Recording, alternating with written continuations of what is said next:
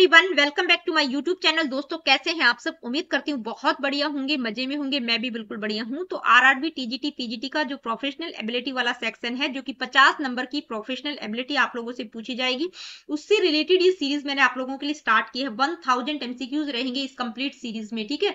और लास्ट में जो आपका पीजीटी का पेपर है 2019 में जो हुआ था, वो 50 क्वेश्चंस भी मैं आप लोगों को करवाऊंगी। अगर किसी के पास टीजीटी वाला भी हो, प्रोफेशनल एबिलिटी वाला सेक्शन, मतलब टीजीटी वाला पेपर भी हो, तो वो मेरे को ईमेल कर दीजिएगा, ठीक है, ताकि मैं वो भी आप लोगों को करवा सकूं। उससे आप लोगों को और पैटर्न क्लियरली पता चल जाएगा। तो अगर किसी के पास है प्रीवियस पेपर 2019 का या कोई और है पुराना, तो वो मेरे को सेंड कर दीजिएगा। तो ये 1000 एमसीक्यू सीरीज बहुत ज्यादा इंपॉर्टेंट है। आप लोगों की प्रैक्टिस साथ साथ होती हुई चलेगी। आप लोगों की एग्जाम की डेट बिल्कुल नियर बाय है, ठीक है, सिर्फ 20 दिन आप लोगों के बचे हुए हैं। तो बेहतर प्रैक्टिस के लिए मैंने आप लोगों के लिए सीरीज स्टार्ट कर दी है। टॉपिक्स ऑलरेडी मैं करवा चुकी हूँ, टॉपिक को जरूर देख लीजिएगा, ठीक है। तो जब मैंने टॉपिक करवाया था, तो आपको जो प्लेलिस्ट है उसमें एजुकेशन और कल्चर नाम से मिल जाएगा, ठीक है। उसमें हमने किया था meaning and characteristics of culture, relationship with education, Indian cultural heritage, ठीक है। यहां तक मैंने करवाया है। उसमें अब एक बच्चे का कॉमेंट आया था, तो उसने बताया कि मैडम कुछ टर्म्स हैं जैसे pluralism, cultural lag, conflict, ambivalence, tolerance, ये मैंने वहां पर इंक्लूड नहीं कर पाई थी। तो ये जो टर्म्स हैं आज की इस वीडियो में, पहले मैं इन टर्म्स को आप लोगों को समझाऊंगी, उसके बाद हम एमसीक्यूज को डिस्कस करेंगे, ठीक है। क्योंकि जो पोर्शन वहां पर छूट गया था इस टॉपिक से रिलेटेड, वो आज की इस वीडियो में मैं आप लोगों को बता देती हूँ, ठीक है। तो चलिए स्टार्ट कर लेते हैं। सबसे पहले ये जो बेसिक टर्म्स मैंने आप लोगों को बताई है, तो कल्चरल प्लूरलिज्म, इसका मतलब क्या है, ठीक है। प्लूरलिज्म का मतलब बहुवाद की हम बात कर रहे हैं। प्लूरलिज्म का मतलब है means a society where many different groups of people, cultures, religions और ideas are accepted and coexist peacefully. यानी कि एक ऐसा समाज जहां कई तरह के लोग, संस्कृतियां, धर्म, विचार एक साथ रहते हैं, शांतिपूर्ण रहते हैं, ठीक है, उसको हम क्या कहेंगे? Cultural pluralism. मतलब बहुत सारे कल्चर, रिलीजियंस के लोग एक साथ मिलजुल कर रह रहे हैं। एग्जाम्पल की अगर हम बात करें, तो जैसे इंडिया में हिंदू धर्म के लोग भी हैं, मुस्लिम भी हैं, क्रिश्चियन भी हैं, सिख ईसाई धर्म के लोग भी हैं, और दूसरे कम्युनिटीज के लोग भी इकट्ठे रहते हैं, अपने फेस्टिवल्स एक दूसरे के साथ सेलिब्रेट करते हैं, एक दूसरे के बिलीफ सिस्टम की रिस्पेक्ट करते हैं। तो ये क्या है? ये कल्चरल प्लूरलिज्म है, ठीक है। मतलब सांस्कृतिक बहुवाद, जिसको हम हिंदी में कहेंगे कि भाई एक साथ बहुत सारे अलग अलग कल्चर के लोग मिलजुल कर रहते हैं, ठीक है। नेक्स्ट क्या है? Cultural lag. कल्चरल लैग का मतलब क्या है, ठीक है, इसको हिंदी में क्या कहेंगे? सांस्कृतिक अंतराल। मतलब लैग का मतलब गैप आ रहा है। कहां पर गैप आ रहा है? Cultural lag means the delay और gap that occurs when material culture like technology inventions changes faster than known material cultures like values, belief, law and customs। देखिए, इसको मैं समझा देती हूँ कि भाई जब कल्चर की हम बात करते हैं, एक मटेरियल कल्चर, उसमें क्या आ जाएगा? टेक्नोलॉजी, इन्वेंशंस आ जाएंगे मटेरियल कल्चर में, ठीक है। दूसरा होते हैं नॉन मटेरियल कल्चर, जिसमें हमारे values, belief, laws, custom, traditions, ये सारी चीजें आ जाएंगी। तो गैप कहां पर आता है कि भाई जो मटेरियल कल्चर है, जैसे टेक्नोलॉजी हो गया, जितने भी इन्वेंशंस हो रहे हैं, वो बहुत रैपिडली होते हैं, उनमें बहुत जल्दी चेंजेस दिखाई देते हैं। लेकिन जो नॉन मटेरियल कल्चर है, जैसे हमारे वैल्यू सिस्टम है, बिलीफ है, हमारे कस्टम, लॉज जो भी है, उनमें धीरे धीरे चेंजेस होते हैं। तो क्या है कि जैसे एग्जांपल के through, when new technology like test tube babies और artificial intelligence is introduce, society takes time to adjust its traditions, moral and laws to match the change. मतलब जिस तरह से जो मटेरियल कल्चर है, उसमें जो भी चेंजेस आते हैं, जैसे आर्टिफिशियल इंटेलिजेंस, मतलब टेक्नोलॉजी बहुत जल्दी उसमें एडवांसमेंट होता है, लेकिन जो सोसाइटी होती है वो टाइम लेती है उन ट्रेडिशन, मतलब जो हमारे ट्रेडिशंस, मोरल लॉज हैं, उन चेंजेस को अडेप्ट करने में, ठीक है, उनको हम उनके साथ अनुकूलन बैठाने में थोड़ा सा टाइम लगता है सोसाइटी को। तो वहां पर कल्चरल लैग आ जाता है, कल्चरल गैप भी हम इसको कह सकते हैं, ठीक है। तो कल्चरल लैग का मतलब है mismatch between technological progress and social adaptation. यानी कि जो टेक्नोलॉजिकल एडवांसमेंट है और समाज में, सोसाइटी में उन चीजों को अडॉप्ट करने में, अडेप्ट करने में, अनुकूलन करने में थोड़ा सा टाइम लगता है, तो उसको वहां पर मिसमैच हो जाता है, तो उसको कल्चरल लैग कहा गया है। आई होप कि पॉइंट आप लोगों को क्लियर हो गया होगा। नेक्स्ट टर्म क्या है? Cultural conflict. तो जैसा जैसा नाम है, कॉन्फ्लिक्ट मतलब द्वंद हो रहा है, ठीक है, आपस में कुछ संघर्ष हो रहा है, लड़ाई झगड़े की हम बात कर रहे हैं, ठीक है। कॉन्फ्लिक्ट का मतलब स्ट्रगल, डिसएग्रीमेंट और फाइट बिटवीन पीपल और groups due to different opinions, interest और नीड्स, यानी कि भाई आपका थॉट प्रोसेस, आपके ओपिनियन, आपके इंटरेस्ट बिल्कुल डिफरेंट है, जिसके कारण दो लोगों में कॉन्फ्लिक्ट पैदा हो गया, ठीक है, मतलब आपस में उनके जो विचार है वो मिल नहीं रहे, ठीक है, तो उसको कहा गया है कॉन्फ्लिक्ट। जैसे दो नेबर्स हैं, दो पड़ोसी हैं, तो वो फाइट कर रहे हैं पार्किंग स्पेस के लिए, तो उसको हम क्या कहेंगे, कॉन्फ्लिक्ट हो गया दोनों के बीच में कि भाई ये पार्किंग स्पेस मेरा है, वो दूसरा कह रहा है ये मेरा है, ठीक है, तो वहां पर दोनों में आपस में झगड़ा हो गया, तो उसको हम कहेंगे कल्चरल कॉन्फ्लिक्ट। नेक्स्ट टर्म है एम्बीवेलेंस। देखिए एम्बीवेलेंस का मतलब क्या है कि when a person feels two opposite feelings about the same thing at the same time, मतलब एक ही समय में एक चीज के बारे में आपके दिमाग में उस चीज के बारे में दो ऑपोजिट ख्याल आ गए हैं, दो ऑपोजिट फीलिंग्स हैं कि भाई आप श्योर नहीं है कि they are unsure about what to think और डू, मतलब मुझे क्या करना चाहिए, आप कंफ्यूजन की स्थिति में हैं, ठीक है। जैसे कि आपके सामने भाई दो ऑप्शन आ गए कि दो आपके सामने ऑप्शन ये आ गया कि आपको दो जॉब में आपका सिलेक्शन हो गया, ठीक है, दो जगह आपका सिलेक्शन हो गया, दोनों ही बहुत अच्छी हैं, तो आप कंफ्यूजन की स्थिति में है कि मेरे को ये वाली लेनी चाहिए या ये वाली लेनी चाहिए, ठीक है, उसको कहा गया है एम्बीवेलेंस। या जैसे if your friend gets a job in another city you might feel happy for them but also sad because you will miss them, मतलब एक साथ आपके दिमाग में दोनों फीलिंग है, आप खुश भी है कि आपके दोस्त की जॉब लगी है, लेकिन आप दुखी भी है क्योंकि आप उसको मिस करेंगे। नेक्स्ट टर्म क्या है, कल्चरल टॉलरेंस। भाई टॉलरेंस की बात हो रही है, सहनशीलता, सहिष्णुता की बात हो रही है। टॉलरेंस का मतलब accepting and respecting people even if their beliefs, habits और ways of life are different from yours, मतलब किसी दूसरे लोगों की सोच, विश्वास या रहन सहन को सहन करना, ठीक है, कि उसको स्वीकार करना, भले ही वे आपस में अलग अलग है, यानी कि आपसे बिल्कुल डिफरेंट है, उनका वे ऑफ लाइफ डिफरेंट है, उनकी हैबिट्स, उनका बिलीफ सिस्टम डिफरेंट है, फिर भी आप उनकी मतलब जो भी चीजें हैं उनकी, उनको रिस्पेक्ट करना और उनको एक्सेप्ट करना ही टॉलरेंस है, ठीक है। नेक्स्ट टर्म क्या है, कल्चरल रिलेटिविज्म। तो देखिए ये आपकी उसमें तो नहीं है लेकिन मैंने इंक्लूड कर दिया क्योंकि इंपॉर्टेंट थी, ठीक है। कल्चरल रिलेटिविज्म को हिंदी में हम कहेंगे सांस्कृतिक सापेक्षवाद, ठीक है। इसका मतलब क्या है, अंडरस्टैंडिंग एंड रिलेटिविज्म का मतलब क्या है, कल्चरल रिलेटिविज्म का मतलब है कि understanding and judging a culture based on its own values, beliefs and practices rather than comparing it with other cultures, यानी कि इसका मतलब है कि भाई किसी संस्कृति को, मतलब कोई भी कल्चर है उसकी जो भी अपने वैल्यूज, बिलीव्स, प्रैक्टिसेस है, ठीक है, किसी संस्कृति को उसकी अपनी मान्यताओं, मूल्यों और परंपराओं के आधार पर समझना और आंकना, न कि किसी दूसरी संस्कृति से उसकी तुलना करना, यानी कि उस संस्कृति की जो भी कल्चर है, ठीक है, उसको समझना, उसको मतलब आप उसको कंपेयर नहीं करेंगे, सिर्फ उसका जो भी वैल्यू, बिलीफ सिस्टम है उसको समझना है, उसको कंपेयर नहीं करना है दूसरे कल्चर के साथ। सिंपल वर्ड्स में हम कहेंगे नो कल्चर इज सुपीरियर और inferior, each culture should be respected and understood in its own context. भाई कोई भी संस्कृति उच्च या निम्न नहीं होती, सुपीरियर या इंफीरियर नहीं है, हर मतलब जो भी कल्चर है, each culture should be respected, her culture को रिस्पेक्ट किया जाना चाहिए और उसका अपने कॉन्टेक्स्ट में उसको समझना, ठीक है, मतलब दूसरों से तुलना नहीं करनी है। एक एग्जांपल से हम इसको समझते हैं, जैसे eating insects is common in some Asian and African cultures. भाई जो भी एशियन और अफ्रीकन कल्चर है वहां पर इंसेक्ट्स को खाते हैं ना, लेकिन वेस्टर्न कल्चर्स में ये बहुत अनयूजुअल है, ठीक है, मतलब बिल्कुल पश्चिमी देशों में असामान्य माना जाता है। थ्रू कल्चरल रिलेटिविज्म, तो जब हम सांस्कृतिक सापेक्षवाद की बात करते हैं तो हम ये नहीं कहेंगे कि भाई ये रॉन्ग है या स्ट्रेंज है, हम क्या करेंगे, अंडरस्टैंड करने की कोशिश करेंगे कि भाई वहां उस कल्चर में ये क्यों मीनिंगफुल है, ठीक है, उसको रिलेट करने की कोशिश करेंगे, उसको सही या गलत हम नहीं कहेंगे कि वो गलत है या स्ट्रेंज है या असामान्य है, वो नहीं कहेंगे। कल्चरल रिलेटिविज्म का मतलब उस चीज को वहां पर उस कल्चरल कॉन्टेक्स्ट में समझने की कोशिश करेंगे, रिलेट करने की कोशिश करेंगे, दूसरे कल्चर से उसको कंपेयर नहीं करेंगे। तो ये कुछ टर्म्स जो छूट गई थी वहां पर, ये मैंने आप लोगों को करवा दी है। Now let me see what is the first question, ठीक है।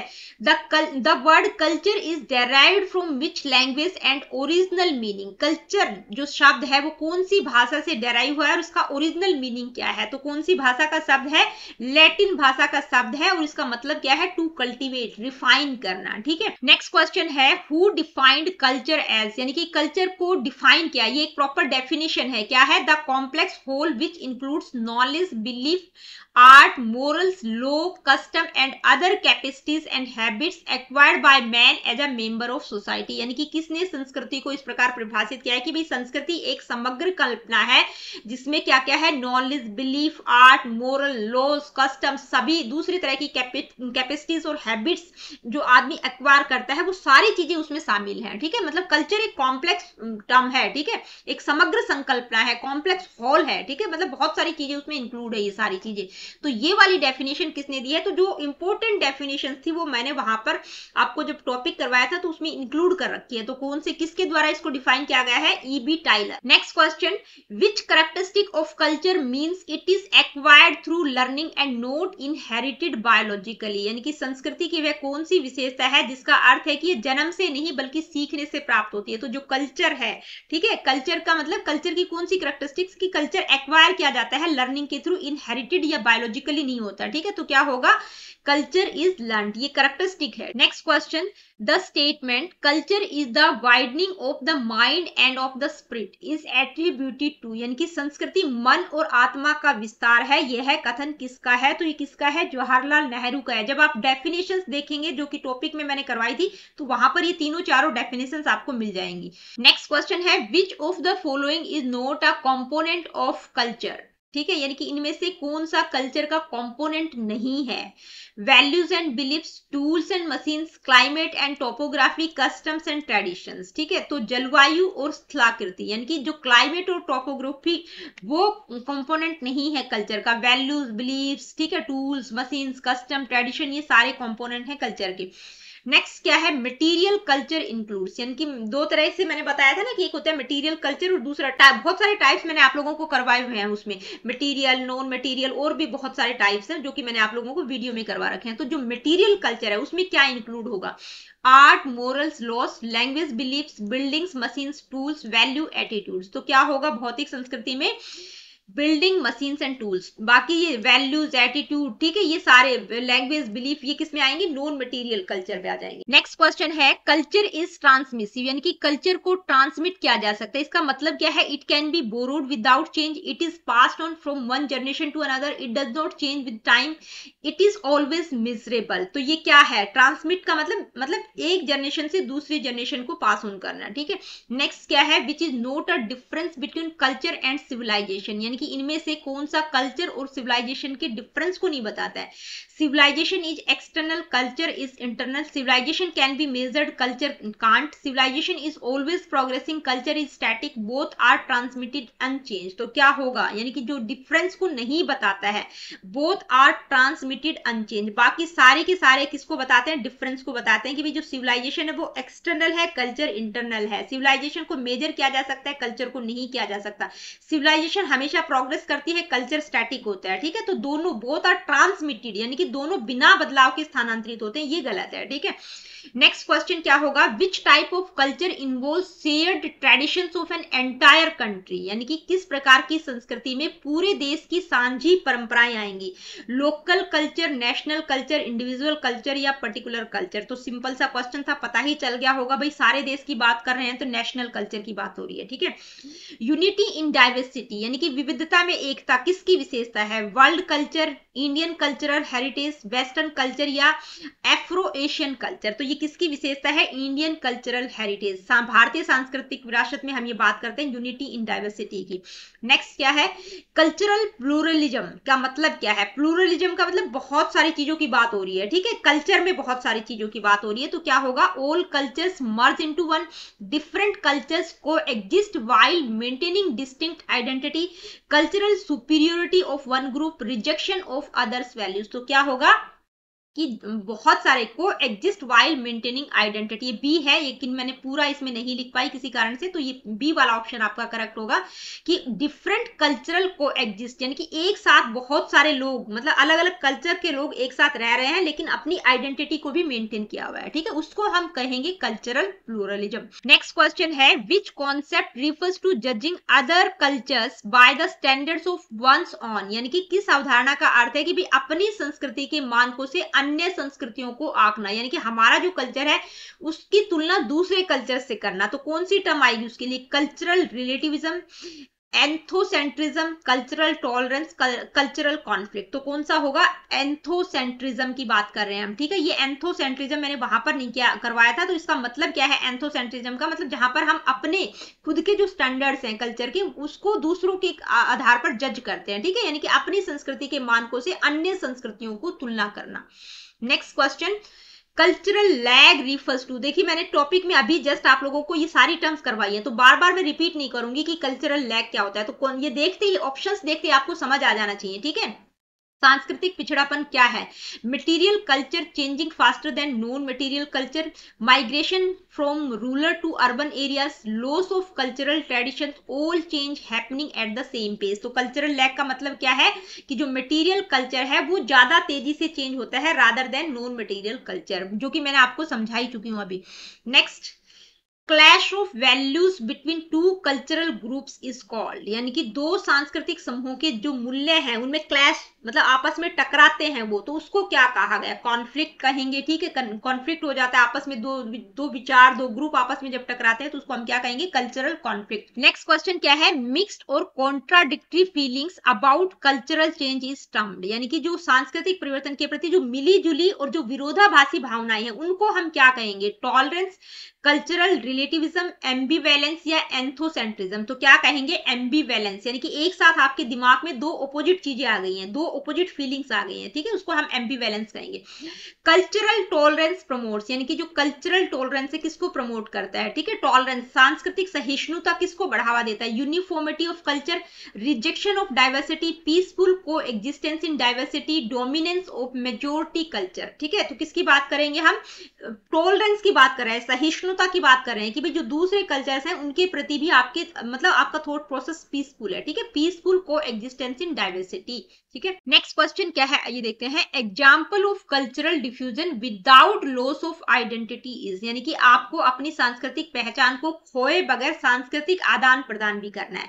तो इनमें से कौन सा सही एग्जाम्पल होगा कि भाई आपका मतलब आपको अपनी आइडेंटिटी भी रिटेन करनी है और कल्चर का आदान प्रदान भी हो रहा है, तो इनमें से कौन सा सही एग्जाम्पल होगा? Fast food replacing traditional food, यानी कि जो फास्ट फूड का पारंपरिक भोजन को बदलना, जो आजकल हम फास्ट फूड यूज कर रहे हैं वो उसने ट्रेडिशनल फूड को बदल दिया है, क्या वो एग्जांपल है?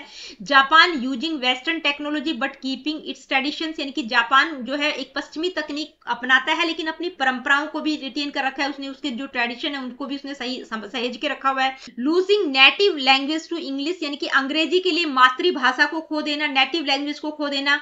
एबेंडोनिंग फेस्टिवल्स फॉर मॉडर्न लेजर, यानी कि त्योहारों को छोड़कर आधुनिक मनोरंजन को अपनाना। तो इसमें से कौन सा बेस्ट एग्जांपल होगा कि भाई आपकी आइडेंटिटी भी खराब नहीं होनी चाहिए और आप कल्चर का भी आदान प्रदान कर रहे हैं? तो यहाँ पर सबसे बेस्ट एग्जांपल क्या है कि जो जापान है वो वेस्टर्न टेक्नोलॉजी का भी यूज कर रहा है लेकिन उसने अपना जो ट्रेडिशन है उसको भी बनाए रखा है। ठीक है, next question, which is not a feature of Indian cultural heritage, यानी कि इंडियन कल्चरल हेरिटेज के क्या क्या फीचर्स, क्या क्या कैरेक्टरिस्टिक्स होंगी वो मैंने आप लोगों को वीडियो में करवा रखी है।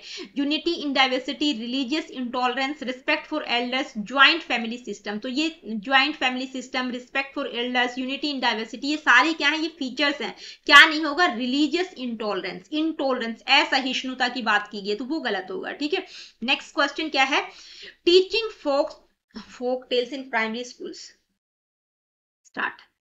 नेक्स्ट क्वेश्चन है, teaching folk tales in primary schools primarily serves which function of culture, यानी कि प्राथमिक विद्यालयों में जो लोक कथाएं पढ़ाने से मुख्यतः संस्कृति का कौन सा कार्य होता है? ठीक है, जो छोटी छोटी कहानी बच्चों को सुनाई जाती है, ठीक है, फोक टेल्स जो पढ़ाई जाती है उससे क्या होता है? लोक कथाएं पढ़ाने से संस्कृति का कौन सा कार्य होता है? Material development, transmission of culture, cultural lag या एंथोसेंट्रिज्म। तो क्या होता है? ट्रांसमिशन ऑफ कल्चर, यानी कि हम अपने कल्चर को ट्रांसमिट कर रहे हैं आगे आने वाली पीढ़ी को। नेक्स्ट क्वेश्चन है, the concept that education without cultural roots is incomplete suggests, यानी कि सांस्कृतिक जड़ों के बिना शिक्षा अधूरी है, यानी कि एजुकेशन इनकम्प्लीट है कल्चरल रूट्स के बगैर। तो ये जो कॉन्सेप्ट है इस कथन का मतलब क्या है? Education should focus only on science, culture and education are interdependent, culture hinders education, education can replace culture entirely। तो क्या होगा भाई? दोनों एक दूसरे के ऊपर डिपेंडेंट है, वही चीज को शो कर रहा है कि भाई एजुकेशन बिना कल्चरल रूट्स के अधूरी है, तो कल्चर और education are interdependent. Next question क्या है? Which festival and dance form pairing is correct for Indian culture, यानी कि इनमें से कौन सा जो डांस, फेस्टिवल और डांस उनको पेयर किया गया है, ठीक है, तो सबसे करेक्ट है इंडियन कल्चर के लिए पोंगल, कथकली, बिहू, भरतनाट्यम, ओनम, कथकली या नवरात्रि, यक्षगान। तो इनमें से कौन सा पेयर सही है, तो इनमें से कौन सा ठीक है, ओनम कथकली। जो ओनम है वो हार्वेस्टिंग फेस्टिवल है केरला का, ठीक है, और कथकली वहां का मतलब स्पेशल डांस है कथकली, जो कि ओनम के टाइम पर मतलब इसको प्रेजेंट किया जाता है। इसको जो कथकली डांस है वहां जब ओनम फेस्टिवल मनाया जाता है तो इसको मतलब किया जाता है कथकली डांस, तो इसलिए ये दोनों का जो पेयर है ये कल्चरल हेरिटेज के अकॉर्डिंग बिल्कुल सही है। नेक्स्ट क्या है, celebrating both Diwali and Eid in school is an example हो। भाई स्कूलों में दिवाली और ईद दोनों को सेलिब्रेट किया जाता है, किस चीज का एग्जाम्पल है, cultural lag, cultural tolerance and pluralism, cultural conflict या एंथोसेंट्रिज्म। तो किसका होगा, कल्चरल टॉलरेंस एंड प्लूरलिज्म, यानी कि बहुवाद की हम बात कर रहे हैं, ठीक है। नेक्स्ट क्वेश्चन है, cultural lag example in current times, यानी कि वर्तमान समय में सांस्कृतिक पिछड़ापन का क्या, कल्चरल लैग का उदाहरण इनमें से कौन सा होगा, ठीक है। यूजिंग ब्लूटूथ हेडफोन्स, तो ये तो कल्चरल लैग के बारे में बात ही नहीं कर रहा। Laws on data privacy, lagging, देखिए लैगिंग से भी रिलेट कर सकते हैं कि कहीं ना कहीं कुछ चीज लैग हो रही है। Behind tech advances, celebrating Holi in rural areas, wearing regional attires, तो ये भी लैग से रिलेटेड नहीं है, तो क्या होगा, laws on data privacy, lagging behind tech advancement, यानी कि जो टेक्नोलॉजी में एडवांसमेंट हो रहा है, ठीक है, वो बहुत रैपिडली हो रहा है, लेकिन उससे रिलेटेड जो भी लॉज हैं उस डाटा को प्रोटेक्शन प्राइवेसी से रिलेटेड वो उतनी जल्दी उतनी स्पीड में नहीं बढ़ रहे हैं, ठीक है, मतलब उनमें एडवांसमेंट उतनी स्पीड से नहीं हो रहा है, जो लॉज बनाए गए हैं तो वहां पर लैग हो रहा है, तो उसको कल्चरल लैग कहा गया है, ठीक है।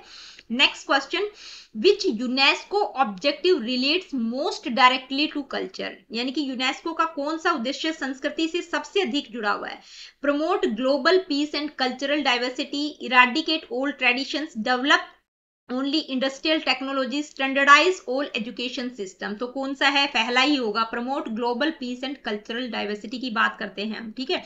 नेक्स्ट है, an example of intangible Indian cultural heritage, tangible और इनटेंजिबल कल्चरल हेरिटेज के एग्जाम्पल्स मैंने आप लोगों को बताए थे। टेंजिबल मतलब जो जिनको आप छू सकते हैं, देख सकते हैं, हाथ लगा के टच कर सकते हैं, इनटेंजिबल जो अमूर्त हैं, ठीक है। तो इनमें से इनटेंजिबल पूछा गया, Qutub Minar, Taj Mahal, Kathak dance, Red Fort. तो रेड फोर्ट, ताजमहल, कुतुब मीनार ये सारे मोन्यूमेंट्स हैं, इनको आप मतलब ये टेंजिबल इंडियन कल्चरल हेरिटेज के एग्जांपल्स हैं। इनटेंजिबल क्या होगा, कथक डांस, ठीक है, जो कि मतलब एक डांस की फॉर्म है, ठीक है, वो क्या है, इनटेंजिबल है, भाई किस तरह के एक्सप्रेशंस, फीलिंग्स जो भी होंगी तो वो सारी चीजें क्या है, इनटेंजिबल। तो कथक डांस क्या होगा, इनटेंजिबल। नेक्स्ट क्वेश्चन क्या है, cultural conflict between modern education and traditional beliefs is resolved best by, यानी कि भाई जो मॉडर्न एजुकेशन और ट्रेडिशनल बिलीफ सिस्टम है उसमें जो कल्चरल उसके में जो कॉन्फ्लिक्ट हो रहा है उसको कैसे रिजोल्व किया जा सकता है, उसका बेस्ट उपाय क्या रहेगा इनमें से, ignoring traditions, cultural relativism and dialogue, forcing modern methods, enforcing old customs only. तो क्या रहेगा, कल्चरल रिलेटिविज्म एंड डायलॉग, यानी कि भाई आपको रिलेट करना है, ठीक है, दूसरे के कल्चर को समझने की कोशिश करनी है, ठीक है, उसको अपने कल्चर के साथ कंपेयर नहीं करना, ये सबसे बेस्ट तरीका है, cultural relativism and dialogue. Next question, cultural pluralism in education promotes, यानी कि शिक्षा में सांस्कृतिक बहुलता किसको बढ़ावा देती है, cultural superiority, preservation of only majority cultures, coexistence of multiple cultures in curriculum, erasing local customs. तो प्लूरलिज्म की हम बात कर रहे हैं तो मल्टीपल कल्चर्स, ठीक है, को एग्जिस्टेंस की हम बात करेंगे, को existence of multiple cultures in curriculum, जो कि कॉन्सेप्ट मैं आप लोगों को अभी समझा ही चुकी हूँ। Metro trains indicate civilization, respecting elders indicate culture, highlights which difference, किस चीज के डिफरेंस को बताया, भाई मेट्रो ट्रेन सभ्यता का, ठीक है, मेट्रो ट्रेन क्या है, किसको इंडिकेट करती है, सिविलाइजेशन को, लेकिन जब हम बड़ों की रिस्पेक्ट करते हैं तो वो कल्चर को इंडिकेट करता है। तो ये विच डिफरेंस मतलब ये क्या, ये किस अंतर को दर्शाता है, internal, external, miserable, non miserable, static, dynamic, borrowed या चेंज। तो किसको, इंटरनल और एक्सटर्नल, यानी कि जो मेट्रो ट्रेन्स इंडिकेट कर रही है सिविलाइजेशन को वो एक्सटर्नल है, लेकिन हम इंटरनली मतलब जब हम दूसरों की रिस्पेक्ट करते हैं तो वो कल्चर क्या होता है, इंटरनल होता है, सिविलाइजेशन क्या होती है, एक्सटर्नल होती है, ठीक है। तो इंटरनल एक्सटर्नल की बात हो रही है, ठीक है, इंटरनल का मतलब यहाँ पे कल्चर से है, ठीक है, एक्सटर्नल का मतलब सिविलाइजेशन से है। Next question, fusion food and Indo western dresses represent which cultural characteristics, यानी कि फ्यूजन खाना और इंडो वेस्टर्न पोशाक किस सांस्कृतिक विशेषता का उदाहरण है। कि भाई कल्चर मतलब कल्चर की कौन सी विशेषता को ये बता रहा है कि जो फ्यूजन फूड है और इंडो वेस्टर्न ड्रेसेस किस कल्चरल मतलब कल्चरल कैरेक्टरिस्टिक्स को रिप्रेजेंट कर रहा है। कि कल्चर स्टैटिक होता है, अडेप्टिव होता है, कल्चर इनहेरिटेड बायोलॉजिकली मतलब इनहेरिटेड होता है या मिसरेबल होता है। तो क्या होता है, अडेप्टिव होता है। ठीक है, हम अडेप्ट करते हैं दूसरे देशों से, दूसरी जगहों से, दूसरों की चीजों को। ठीक है, नेक्स्ट है the term cultural lag was introduced by. ये जो टर्म है कल्चरल लैग, ये क्या होती है, इसका मतलब क्या है, ये तो हमें पता है, लेकिन इस टर्म को इंट्रोड्यूस किसने किया। तो फैक्चुअल क्वेश्चन है, किसने किया, ऑकबर्न। तो दोस्तों आज की वीडियो में इतना ही। आज की वीडियो में हमने एजुकेशन और कल्चर वाले टॉपिक से रिलेटेड एमसीक्यूज को डिस्कस किया। 30 क्वेश्चंस आज की इस वीडियो में डिस्कस किए। 20 क्वेश्चंस जब मैंने टॉपिक करवाया था तो वहां पर भी आप लोगों को समझाए थे। ठीक है, तो 50 क्वेश्चंस बहुत है मेरे ख्याल से, इससे ज्यादा आपको करने की जरूरत नहीं है। वहां से आपको सारी चीजें क्लियर हो जाएंगी। अगर 50 क्वेश्चन कर लिए, टॉपिक को समझ लिया, तो कोई क्वेश्चन आपका मिस नहीं होगा। ठीक है, जब कॉन्सेप्ट क्लैरिटी हो जाएगी तो कोई क्वेश्चन आपका मिस होने की संभावना नहीं है। मिलती हूँ आप लोगों से अपनी अगली वीडियो में। अगली वीडियो में नेक्स्ट टॉपिक से रिलेटेड एमसीक्यूज को हम डिस्कस करेंगे। देखिए वीडियो सेशंस आप लोगों को अच्छे लगते हैं, आप लोगों के लिए हेल्पफुल है, तो प्लीज वीडियोस को लाइक, शेयर और चैनल को सब्सक्राइब आप कर सकते हैं। और आजकल जो हाइप का ऑप्शन आता है तो वीडियो को हाइप जरूर कर दिया। और किसी प्रकार का क्वेश्चन, क्वेरीज, फीडबैक आपका है, do comment in the comment section, जो कि आप बहुत कम करते हो। तो जितने भी बच्चे 400, 500, 1000 जितने भी देख रहे हैं, प्लीज कमेंट करके जरूर बताया करो।